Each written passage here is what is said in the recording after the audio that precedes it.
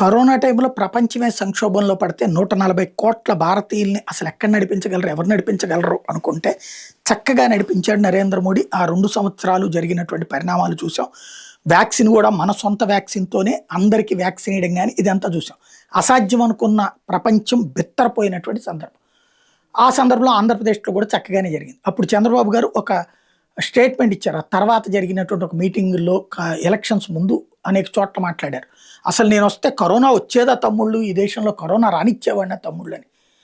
రోగాలు మన చేతిలో ఏముంటాయి అన్నది ఆ రోజునే మాట్లాడుకున్నాం. ఇప్పుడు ఆ రోజున అయిపోయింది. కరోనా తగ్గిపోయింది కాబట్టి ఆయన మాట్లాడారు బానే ఉంది. ఇప్పుడొచ్చింది కదా కరోనా. నలుగురు చనిపోయారు కదా! అధికారిక లెక్కల ప్రకారమే. 35 మందో, 39 మందో. ఇవాల్టికి లెక్క చూస్తే కరోనా తాజాగా 39కి చేరినాయి కరోనా కేసులు.